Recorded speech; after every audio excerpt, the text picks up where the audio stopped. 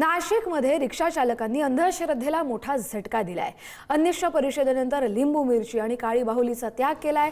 Chandak circle रिक्षा स्टँडवरील चालकांनी हा पुढाकार घेतलाय। मंत्रतंत्र सोडा, विवेक जोडा अशा संदेशाचा त्यांनी स्वीकार केलाय।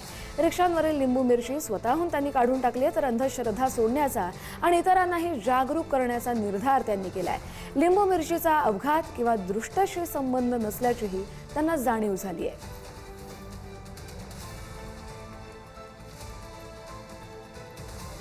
महाराष्ट्र अंधश्रद्धा निर्मूलन परिषद होती सिटू भवन येथे।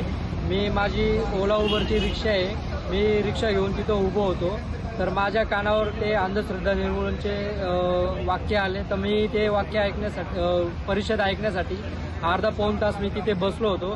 ते बसल्यानंतर अंधश्रद्धा नेमकं काय असतं ते सगळं ऐकल्यानंतर मी माझ्या रिक्षाला जे लिंबू मिरची लावत होतो ते परिषद ऐकल्यानंतर मी तिथून येऊन आजपासून मी माझ्या रिक्षाला जे लिंबू मिरची लावत होतो ते लिंबू मिरची मी लावणार नाही। आता आम्ही जे परिषद घेतली त्या परिषदेमुळे इथे जे रिक्षा चालक बंधू आहेत त्यांनी ठरवलं की नाही, आम्ही ही जी लोक रिक्षाला लिंबू मिरची बांधतात ही सगळी अंधश्रद्धा आहे आणि आम्ही या दिवसापासून ही अंधश्रद्धा बाळगणार नाही आणि आम्ही स्वतःही बाळगणार नाही आणि दुसऱ्यांनाही सांगू।